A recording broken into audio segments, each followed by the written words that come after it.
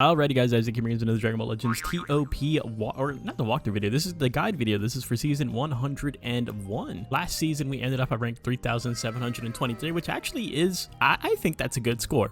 It wasn't good enough of a score to get the top cut title, but it is what it is. The main thing that I'm worried about is the CC rewards. Hopefully you guys got your 1,000 juicy CC as well. Last season, I do have to say we were using LOE and we got a little bit too greedy. There is situations where the red Frieza shouldn't have been in the field, situations where I should have had chilled in the field so I can get some more HP for the unit specifically, and then times where I needed a green unit on the field and I just kept them bench at all times, right? So definitely a lot of misplays on my end, but it was still more than enough to secure the juicy 1000 CC. Before we move on, I do want to give a huge shout out to doomgeta, to Aflac, the entire Discord server. If you want to show them some love and support, I will be putting their links in the description down below. One of the links is going to be to the Celestial server, which is owned and managed by doomgeta himself, and the other one is the official Dragon Ball Legends Discord server. And remember, there will always be timestamps in the description down below. That way you guys can go ahead and get to where you need to go. And of course, my usual spiel right here is get your friendship rank up. Friendship rank is one of the easiest things you can do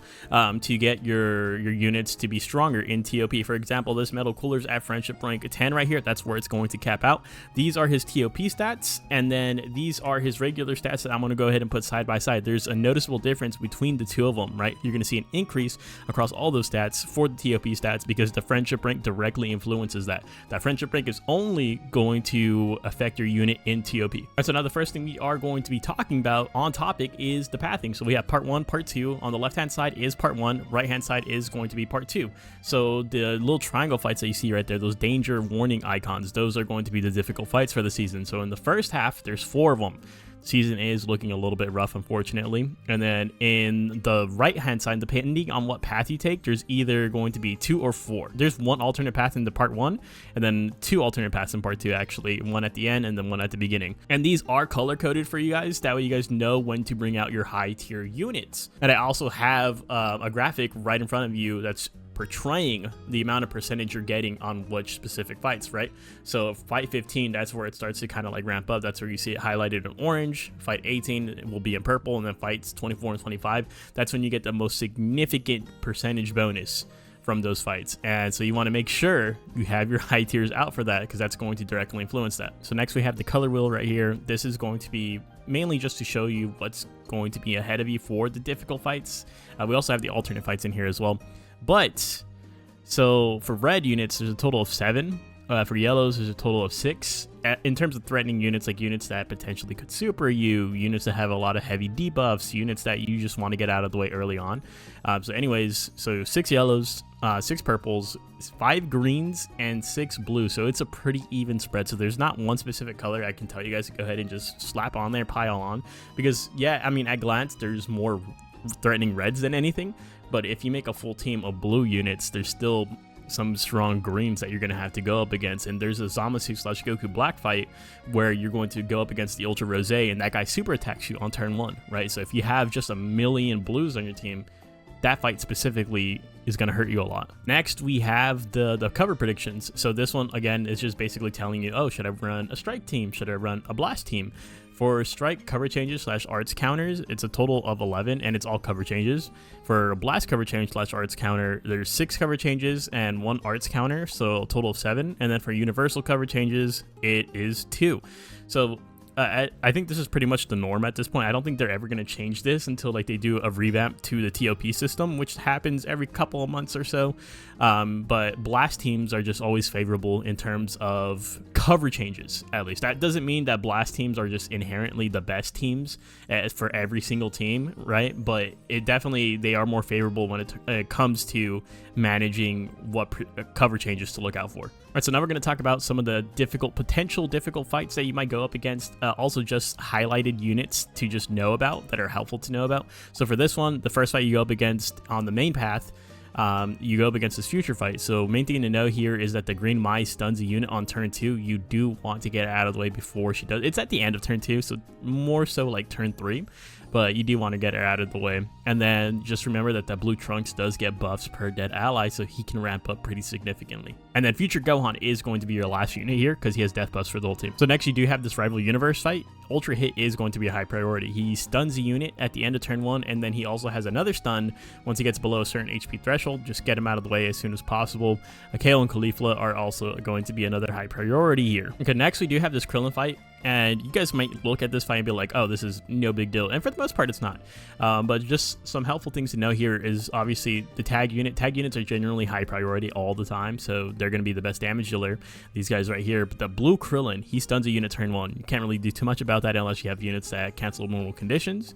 The purple Saiyan armor Krillin, he has death buffs, so he's probably going to be your 5th slot. And then this yellow Krillin is going to be your 6th slot because he does get blue card gauge whenever he gets hit. So there's very real possibility he could super you on turn 4 if you take too many attacks to kill him. So that's why he's generally just taken out last. He's tanky. Actually, do have this Saiyan Saga fight. They always throw in a Saiyan Saga fight for these. These ones are actually pretty nice because the only thing you have to worry about is the yellow Piccolo, who supers on turn 3. Next, we have Dragon Ball Saga. So there is a good amount of stuff going on right here. So green DKP, he's a debuffer. You want to get him out early. And then the purple Kid Goku is also another high priority unit. And just something to point out here is that this Aider does give death buffs, but he's still a mid priority. You still want to get him out of the way relatively early on, so he's not going to be a 6th slot even with the death buffs. So we have this powerful opponent fight. So this was something that we I feel like I haven't seen this in a while, but Bojack, he will blue card you turn 2, but he's really slow, so it's at the end of turn 2 essentially. Jiren, purple Jiren stuns a unit turn 1. Pretty annoying. Again, you need someone that can cancel normal conditions. And then super notably is that this yellow Frieza right here will get a guaranteed super attack if you hit him with the blast arts, because he will mitigate the blast arts and then he will generate that 100% to his blue card gauge. So a lot of the times if you're a blast based team, you take him first because he does have a low key restore speed. So even if he does mitigate that first blast arts, you still have an ample amount of time to just kill him before he even gets it off. If you're a strike team, you really don't care about him. You're not going to proc it, right? You're not going to make him get that gauge. Next is the Vegeta clan fight, something that we used to be really intimidated of but no longer are intimidated by him. So basically your high priorities is going to be the Sword of Hope Trunks and the Sweater Trunks. Typically I go for the Sweater Trunks first, to be honest with you, and then I go for the Sword of Hope Trunks, and then I will go for the tag unit. And then once those 3 are done, you're pretty much done with the fight. You do want to be careful because the EX Super Saiyan Blue does have debuffs. It's going to be in your middle row specifically for blast damage received, so you do want to stray away from that. Just be cautious of it. And so for the first boss fight that we're going up against is going to be it is the Goku Black fight. So obviously I do recommend you not bringing any blues into this fight. So Ultra Rose, he will super attack you on turn 1, and then he stuns that unit too after he blue cards. So it's really rough. He's going to be one of your high priorities. The blue Goku Black is going to have really good damage support on turn 3, so another high priority there. And then the CMZ, he is I tend to go for him last, or at least in the 5th slot. That guy, he does inflict heavy debuffs on you when you kill him, but he does count as a mid priority. You probably shouldn't save him for the 5th slot. But the 6th slot, it is going to go to the blue Zamasu. So he's going to debuff your bottom row, first of all, so stay away from the bottom row. And then he also debuffs your team's damage received when you do hit him. So it's potential double debuffs, right? So again, stay away from that bottom row and then save him for the last slot. Then going into part 2 right here, you do have this hybrids fight. I'm not really worried about this one. You just go for the Pan and the Beast Gohan and you'll be fine.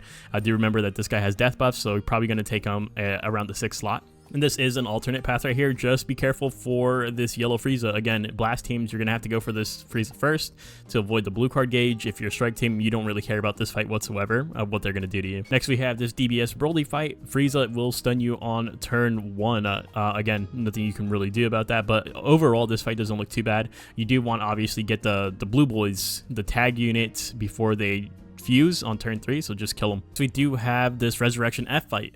Only unit I'm really going to tell you guys about, I mean, there's a couple of units here, but the Whis will stun you on turn 2. Just get him before he can do that, and then it's just you know, just getting it out of the way, rendering that useless is going to be massive for you. And then this purple Vegeta usually is taken out last because he does have a blast mitigation ability. Next is this Ginyu Force fight. Typically there's 3 tag units on here. So tag units are going to be your high priority. So the Jace Birder, and then the Goldo Ginyu or Goldo Raccoon unit, and then the Revival Ginyu is going to be your last unit. Remember, revival units as a rule of thumb are always going to be taken out last. And then for alternate pathing, you're going to come along this fight right here. So Ultra Hit, again, you want to get him out before he stuns you at the end of turn 1, and then he also has the stun at a HP threshold. But Super Saiyan Blue Kaioken, so the hit kind of is a distraction unit because the Super Saiyan Blue Kaioken will super you at turn 2. He will transform on turn 2, and he has a high Ki restore speed on turn 2. So you don't want to get blindsided by the Ultra unit being there. Make sure you get that guy out of the way before he supers you. And then we have this event exclusive fight, so a lot of debuffs going on right here, like especially from the red units, Tapion unit. Tapion usually is targeted last, just because once you do hit him, he inflicts debuffs on you. It's kind of hard to work around it because he has a cover change. So he might just jump in front of one of his teammates and you might inflict the debuffs anyways. But the Super Buu right here does have a stun at turn 3, I believe. Yeah, so I just double checked. The Super Buu does have a stun at turn 3, so just kill him before he's able to get that off. We'll go more in depth on this fight in the actual walkthrough video, just because there can be a lot of stuff going on here. And then again, this is still on the alternate pathing. You have the option of going for the double UI Goku fight. So this one, pretty much everyone here is a high priority. I would say the lowest priority here is that free-to-play Blue Beerus. But there's a tag unit here, Jiren stunning on turn 1, this Ultra UI Goku, bro. So yeah, the Ultra UI Goku is an absolute monster. He has 100% chance to double attack you. Also, if you super attack him and don't kill him with that super attack, you're giving him a guaranteed super attack. So it's just really this fight is like, it can be really cancerous. You have to know what units you're attacking, targeting, what they're doing to you, stuff like that. This is the only reason why this is the alternate pathing over the Goku Black fight, because at least the Goku Black fight is a little bit more straightforward. It's like, oh yeah, they're gonna do damage to you. This one is like also going to do damage to you, but you're getting stunned here. There's evade mechanics here. There's a tag unit here. There's blast cover changes here. There's strike cover changes. Like, it's a lot. And before we move on into our top teams for the season, this is the legend/key. That's going to be your guide to all of the icons portrayed in the graphics. So if there's any icon that you are not sure what the meaning of is, please just refer back to this. So for the first team we're going to be talking about is going to be Regeneration. I think we're just going to kind of like speed through these a little bit. That way the video isn't too lengthy, especially for those of you just trying to get to your specific team and get out. So core unit here is going to be Super Baby 2. That guy's never going anywhere. And then for your boost units, remember, what do you need for your boost units? You only need a 30% boost. On this team right here on the right hand side, there's over a 30% boost because the Z tier is 20% and then S tiers are 10%. So you're getting 40% right here on the right hand side. I am going to opt just for the 30% because I want to try out this cell right here. I want to see how well he can perform for our team. So we're going to go ahead and use him. We're going to keep the nail for our Z tier. And then we're going to have the Demon King Piccolo for S tier. So we have a Z and an S still equating to that 30%. And we're also going to be using the new Ultra Cell. We'll be going over these kits later on in the video. But I think this is going to work well. The only thing that I am worried about here is just losing firepower from our Buu tanks, but hopefully the rest of the team makes up for it. Also, one adjustment that I made for my own team is the fact that I do not have the purple LF cell, the newer-ish version of it. I don't have him at a good amount of stars to comfortably run him. I have him at 3 stars, so we're going to replace him with the Zenkai version. I know he's strike-based, but he can work on the blast phase version. We have done it before.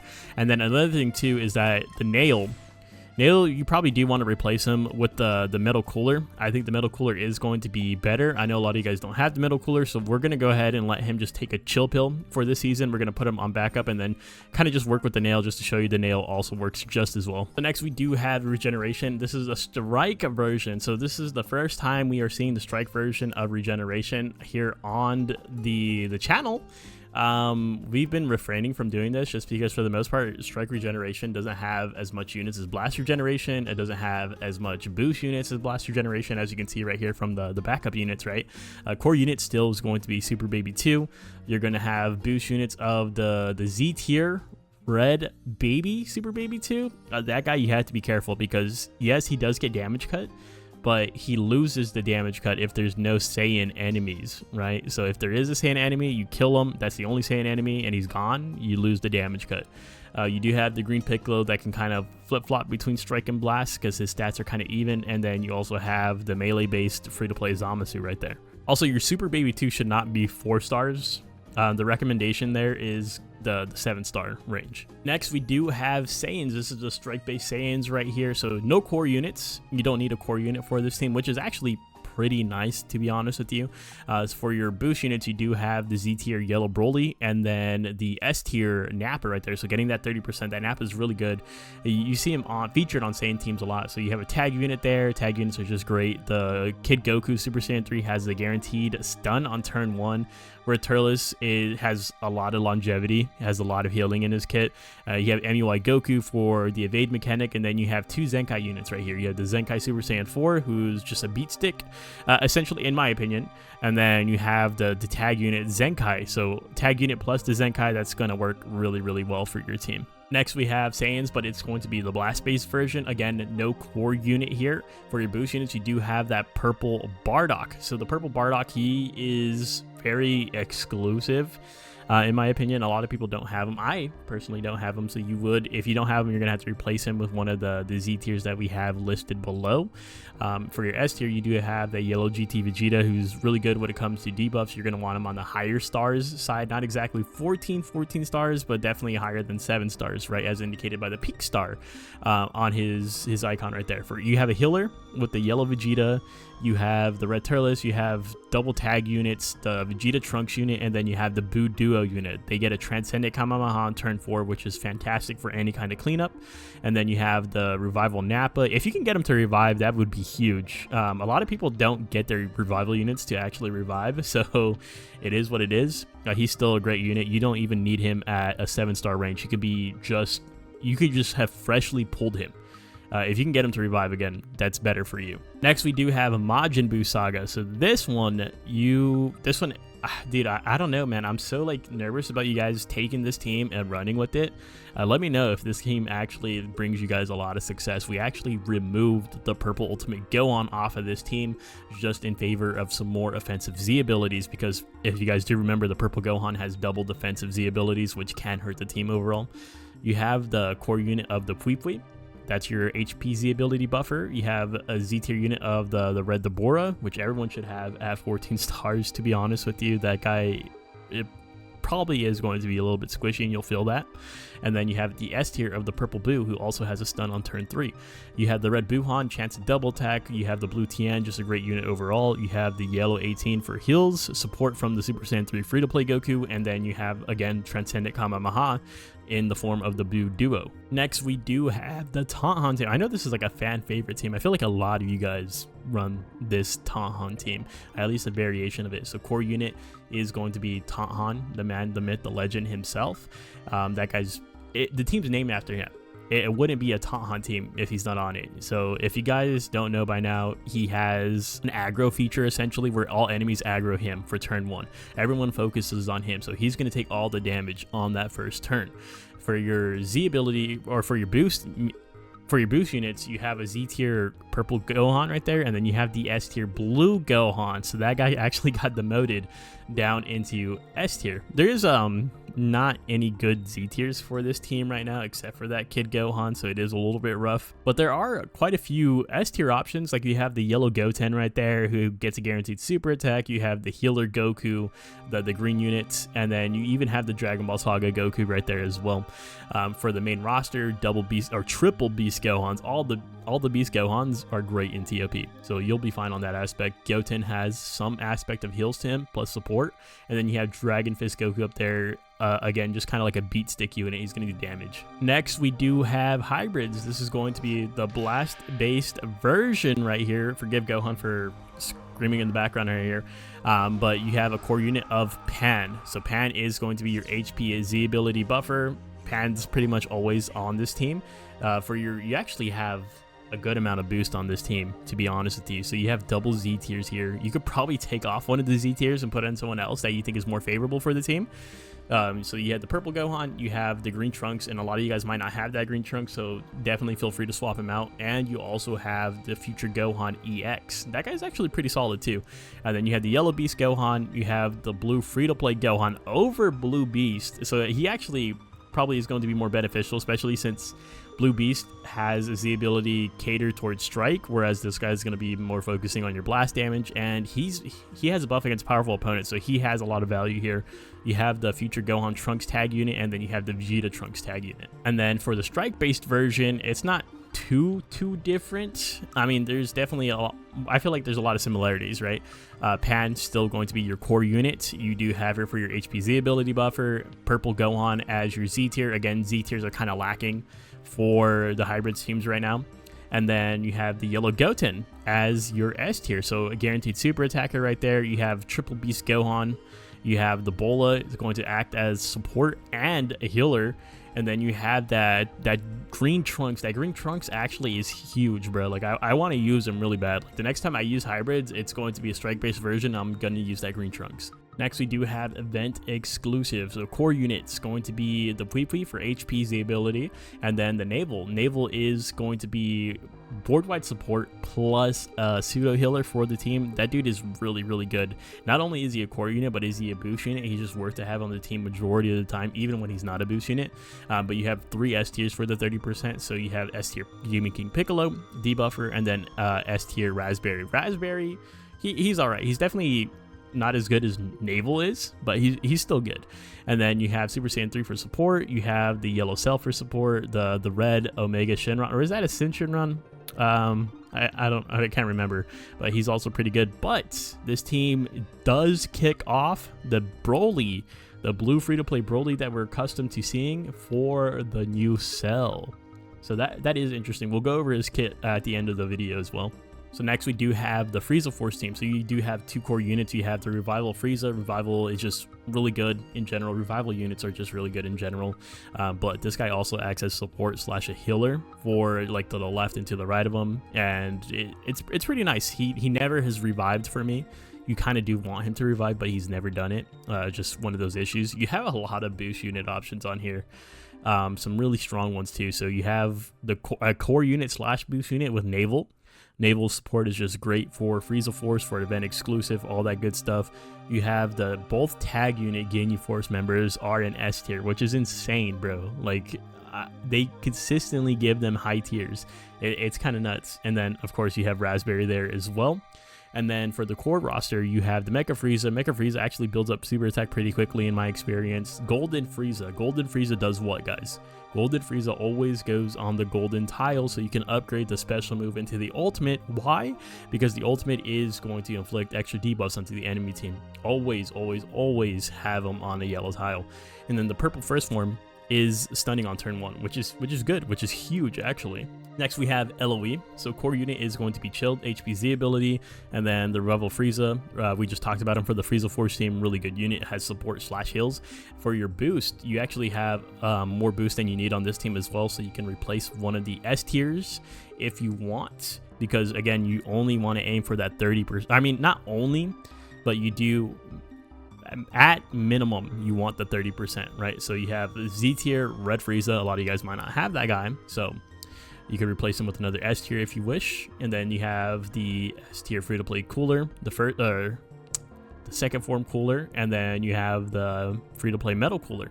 For core roster, you have the yellow golden Frieza. Always put him on a yellow tile, guaranteed turn 1 blue card. You have double stuns here as well with the red Frieza and the green Zenkai cooler. Next, we do have GT. This is the blast-based version. Core unit is going to be Super Baby 2 for both teams.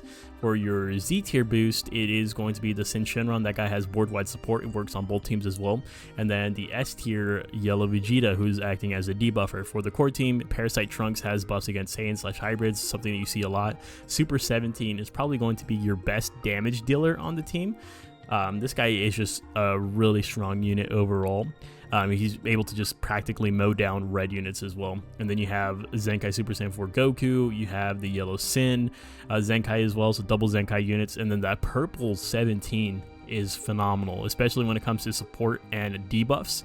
It's just unfortunate that he only really shines on the blast-based version just because of restrictions in his kit. Next, we do have the strike-based GT. So again, core unit is going to be that baby. Baby is just never going anywhere. For your boost units, you do have the 30% right here, Z tier of the red baby. Again, he's only getting that damage cut against Saiyan enemies, so do be careful with him. And then you have the yellow Nova Shenron as your S tier. That guy does have a bubble shield, so he can mitigate either a blast or a strike. So he is going to have some value right here, especially since the main purpose of your high tiers is mainly to survive, to accrue those points, right? For the main roster, Super Saiyan 3 Kid Goku stun, tag unit, you have an Ultra unit on there. That Pan is really strong. That Kid Goku gets super attack every other fight, getting 50% a fight. Next, we have girls. Honestly, if you guys are running this team, I want you to build this team, and individually, I want you to go and read all of their kits, like right now, like legitimately. There's so much boost on this team, but that's not necessarily the best thing either. These, if you don't know what you're doing, you're just gonna go in there and you're just gonna die. You have the Kale for Hills, that's a boost unit, that's S tier. You have the Zenkai Bulma for S tier. You have the Zenkai EX18 for S tier, free to play Kefla for S tier, and then you have 2 Z tiers as well. Triple reds on here. Just please play cautiously. Or if you're a seasoned veteran player and you're rocking this team, you probably already know the ins and outs of it. I would definitely say this is a higher tier difficulty for TOP teams. Next, we have Universe Reps. This is going to be the blast-based version right here. Core unit is going to be the Bergamo the Crusher. He is your HPZ ability buffer. You have a lot of boost here as well. S tier boost of Kale, also acting as a healer. S tier boost of the Kaba, acting as one of your primary debuffers. Really strong debuffer plus supporter. Z tier Rosie, and then S tier Topo, who's going to be buffing your critical damage.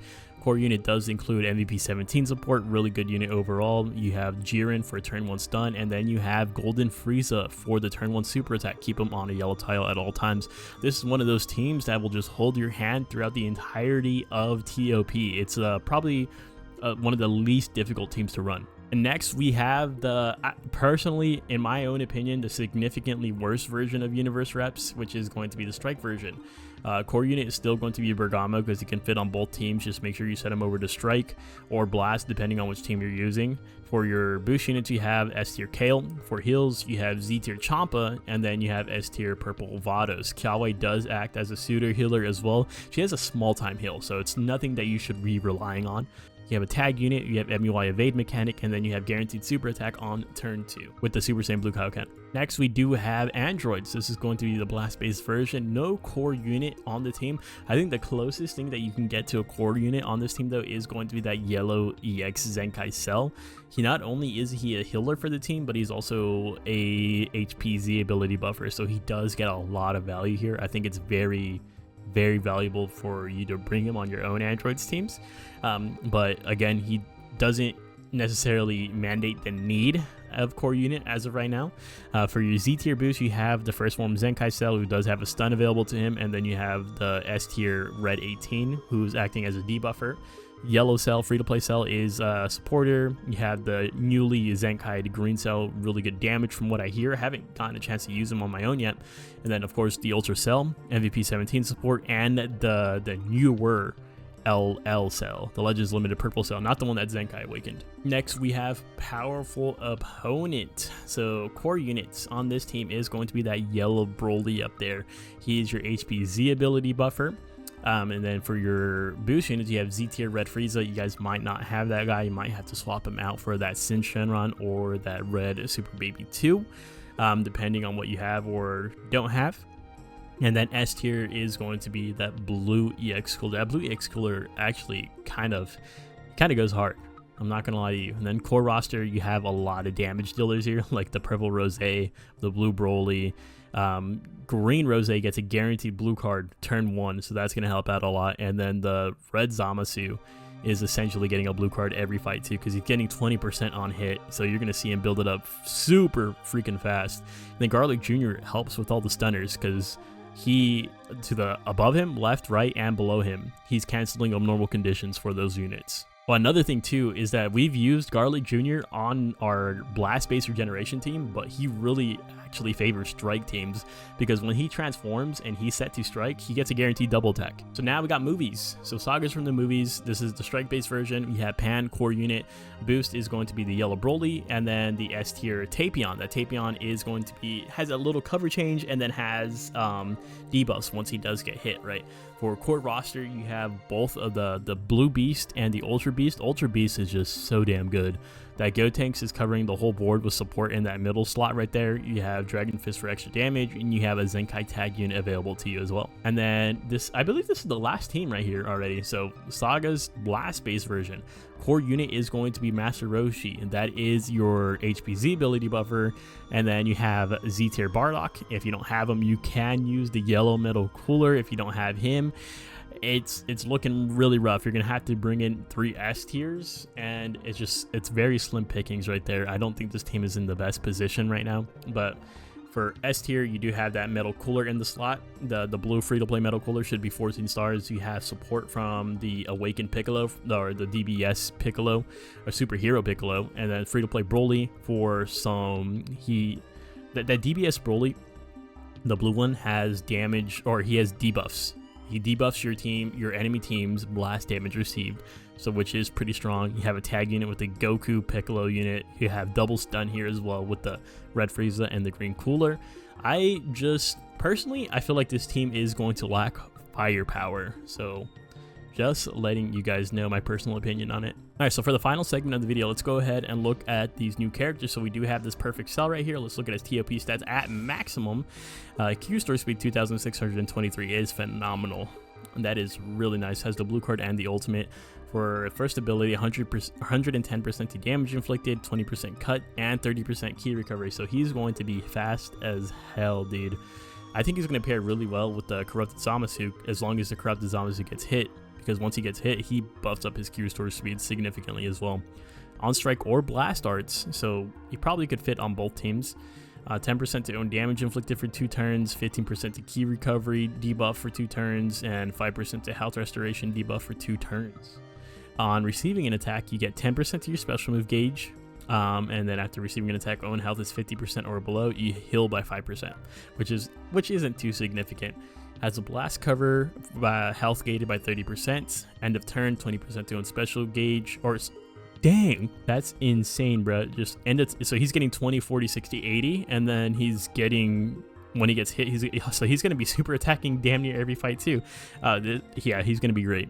On special move, and he also inflicts all enemies that you downgrade plus 10% to damage received for 1 turn. On special move or ultimate arts activation, 20% to damage inflicted for 2 turns, 20% to key recovery for 2 turns, and you cancel all downgrades in abnormal conditions. And on special move or ultimate arts hit, you inflict extreme bleed for 1 turn and cancel attribute upgrade.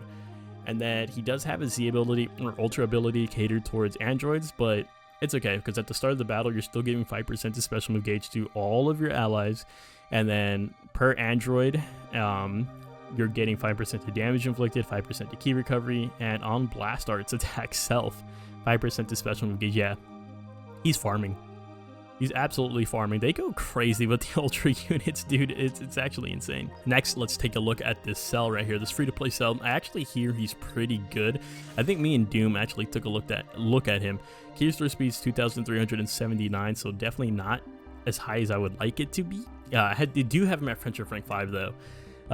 Blue card, no ult, 70% to damage inflicted, 15% cut, 20% to key recovery. So that kind of helps with the key recovery a lot. On strike or blast arts hit, you have a 25% chance to double attack, which is huge. After receiving a strike or blast arts, you heal by 1% 2 times, and then 10% to blast damage inflicted 2 times, or for 2 turns. Start of the second turn, you have debuffs for the top and middle row of the enemy board. Inflicts attribute downgrade minus 10% to health restoration for 2 turns, and minus 10% to key recovery for 2 turns. I feel like that's pretty strong. So turn 2, you're making all your enemy, not all of them, but a good amount of them slower than you. Start of the third turn, you activate special action, so you have a stun as well for 1 turn. Inflicts attribute downgrade minus 10% to damage inflicted for 2 turns, and 10% to damage received for 2 turns. In third turn, 10% to damage inflicted, 15% to special move damage, 30% to key recovery, and 15% to your special move gauge. I feel like they did pretty good on him. I feel like they gave him a lot more than some of these other free-to-play characters they've been releasing. Next, let's take a look at the Super Saiyan 3 Vegeta. He actually did add him to the graphics. I just forgot to mention him. I did add him to both teams because he can fit on both Saiyan teams. Maximum stats right here, 2,522 for the key restore speed is pretty high. Blue card and the ultimate, 90% to damage inflicted, 20% cut, and 30% to key recovery. So out of the first turn, you apply buff effect, nullify attribute downgrades twice to allies in range. Would have been better for abnormal conditions, IMO? I don't know. Maybe it's debatable. 30% to own damage inflicted for 2 turns, 20% to own special move gauge charge rate for 2 turns, and on strike or blast, you cancel your own attribute downgrades and inflict the enemy with 10% to damage received for 2 turns. Second ability, you have a blast cover change that's health gated by 50%. That's actually kind of huge, because considering that most of these are like health gated by 30%, I think that's good. Every time this character defeats an enemy, you get 15% to own damage inflicted and 15% to own special move gauge. It's kind of hard to manipulate that, but we'll take it. Inflicts all enemies attribute downgrade 10% to damage received and minus 20% to key recovery. Start of the turn, if there's 2 enemies or less remaining, restore health by 2%. You upgrade your special move arts once, and 15% to special move gauge. On special move or ultimate arts activation, if there are 3 or more Daima, Vegeta clan characters in team, you restore your health by 2%, 30% to special move, and 30% to ultimate. I don't think he's amazing, and hopefully you guys don't hate me for saying that. I think we probably have better greens available to the Saiyan teams. I mean, until we get like a Daima team where he'll find his place. And then honestly, I didn't even know if I wanted to talk about this guy, but I guess we'll take a look at his kit. He doesn't have a team because he's not regeneration, which honestly I was surprised to see that he's not regeneration. He's only Daima, so again, no team. He does have a blue card and the ultimate. Q store speed is low at 2,344.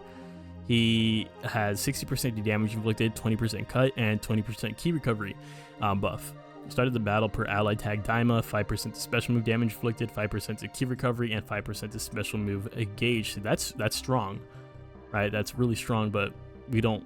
I mean, I guess maybe we do have a Daima team. Do we even have 8 Daima units? I don't think so.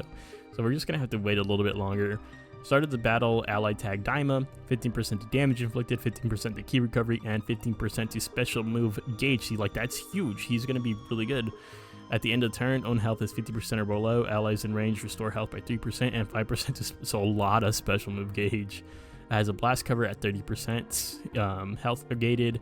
On hit, target has a normal condition, can attack, 50% to damage inflicted, instant. Dang. But is that a stun? Or no? Wait, so at the start of the turn, you activate your green card, you inflict can attack, and if you attack that unit that has been stunned, you get 50% to damage inflicted. Okay, I understand. And on your special move, you also inflict can attack. Okay, so he wants to just beat down whoever he stuns. Okay. Kind of hard to manipulate that tier, right, since the stuns are random. All right, so that's going to go ahead and wrap it up for this guide video. Hopefully you guys got to where you need to go. You got what team you're settled in for the season, and hopefully you guys enjoyed the content overall. Thank you guys so much for watching, and I'll see you guys in the next one. Later!